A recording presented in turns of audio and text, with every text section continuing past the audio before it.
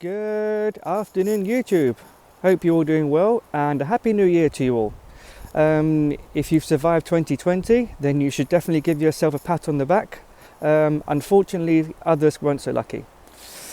So this week we're going to be talking about photography lenses, and we're going to be discussing, is it really worth spending that €1,000 to €1,500 on a digital professional lens when you can just go out and buy a second-hand vintage lens for around €200 to €300 that does pretty much exactly the same thing. So join me, let's go and find out. Modern digital photographers looking for a more distinctive look have turned to classic manual focus lenses, and one of the most popular of these is the Soviet Helios 44-2, famed for its swirly bokeh. However, the Helios, despite being a great lens, is not unique. In fact, it's a derivative of the famed Biotar 58mm f2 lens produced by Carl Zeiss Jena from 1936 until 1960. Just like the Helios, the Biotar has many variations, offering modern photographers the ability to create unique and distinctive images. This detailed guide, based on years of research, will illustrate the many versions of the lens, the different images each is capable of producing, and which versions are best suited to your style of photography. Like many lenses, the Biotar 58mm has a long genealogy. This ancestry stretches as far back as the 1920s, a time when several lens manufacturers were attempting to improve the Carl Zeiss planar design that originally debuted in 1896. Taylor and Hobson in the United Kingdom first developed their Pentro series, and Schneider and Krusnak independently developed their xenon lens formula. The Biotar was developed by the famous lens designer Dr. Willy Walter Merter for Carl Zeiss. Shortly after these earlier lenses, all three lenses used a similar formula. They were 6-element lenses with asymmetrical outer elements, a variant of the double gaze design for higher performance and increased field correction and speed.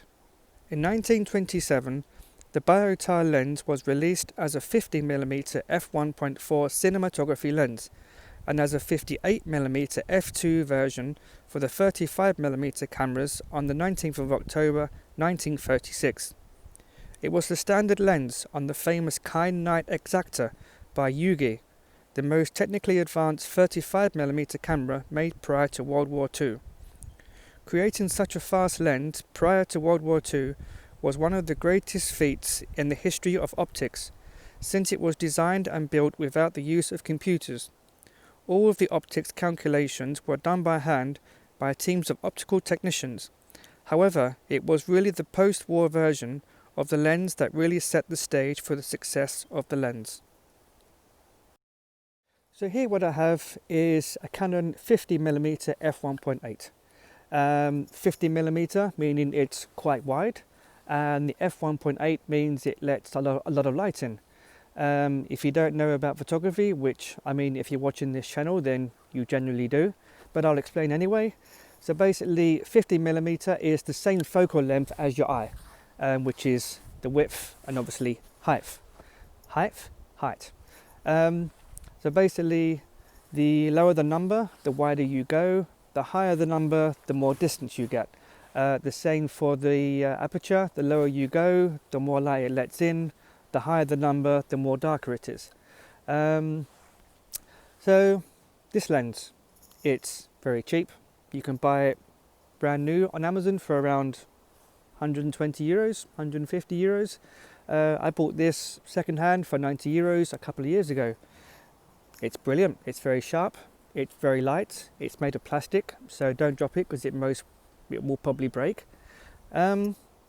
Uses, I would say generally portraits, landscapes, events, sports. It's very fast, so sports photography is very good for this. I will say if you're using an APS-C camera, which is a crop sensor lens, this will turn into around an 85mm. So you're not getting the true 50mm focal length.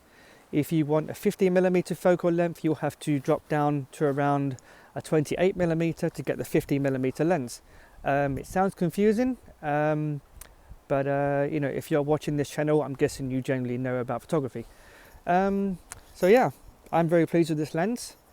You can get better lenses than this. You can get a 28mm 2.8, they're just as good. They're around the same price, but I mean, focal length 50mm is, I would say, it's a good starting price, a good starting point.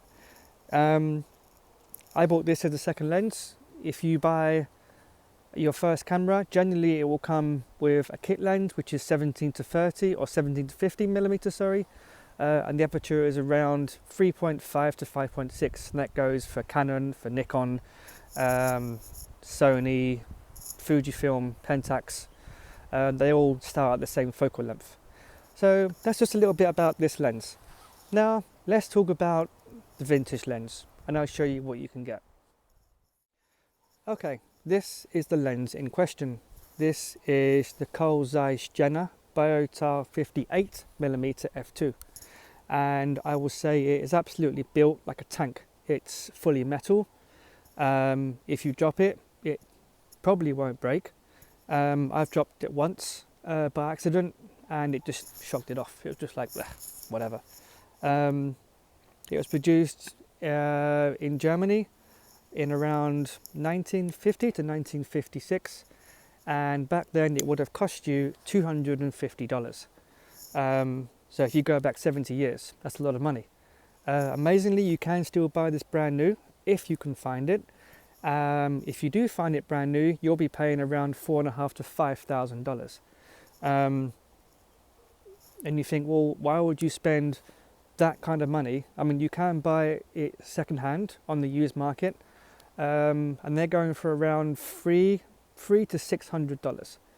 And you think, well, why would you spend that kind of money on a manual focus lens from 1950s when you can just go and buy a 50mm digital automatic lens that does it all for you? Yeah, it makes sense. This is the second generation, but you think, well, it doesn't really make sense. You spend $400 on a manual lens when you can go and buy a far more superior lens for more than half the price. And I would agree, definitely. But if you're a professional or you're a hobbyist and you want the best of the best, this is the way to go. Yes, it's manual focus, and it takes, if you have a manually trained eye, it takes time to get perfect focus. Generally you will get perfect focus from this, but you're relying on a computer to kind of set that focus for you. With this, you're setting it through your eye. So once you have a manually trained eye, you will get far sharper images from this than you will from this.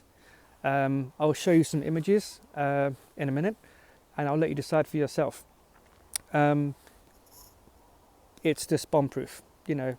Zeiss are renowned for their reliability and their sharpness. They're still producing images, like obviously digital lenses, and they range. Obviously they're very expensive because they are the best of the best. If you have that kind of money, then yes, I would say definitely get a digital version of this, but it will set you back, a small fortune. So yeah, that's the two comparisons. I'll show you the images, and I'll let you decide for yourself. But personally, I mean, obviously everyone's different, but I would much prefer to use this, a manual focus lens from the 1950s, than a newer lens from say 2010 that decides for you. So you're far more in control with this one than you are with this one. Yes, you can set manual to this, but you're still relying on a computer to set focus for you. Whereas this, yes, it's still connected to a camera, but you're setting the manual focus and aperture yourself. So it all depends on how manually trained your eye is. If you're not manually trained, then yes, this is the way to go. But if you're manually trained and you're, I wouldn't say a professional, but a semi-professional, or a long-time hobbyist, then I would definitely recommend this. So yeah, that's the two comparisons. I'll roll on the pictures, and I'll let you decide for yourself. If you've enjoyed the video, give it a thumbs up. This is my 2 little thumbs up. and leave some comments down below. It'd be good to hear you some comments of what you think. Would you prefer the 1950s lens that looks cool and was bomb-proof, or a 2010 digital lens that doesn't look so cool, it's just black and dull? You decide. Leave some comments down below. Give it a thumbs up if you haven't already, and press subscribe, and I'll see you next week Monday. Cheers. Bye.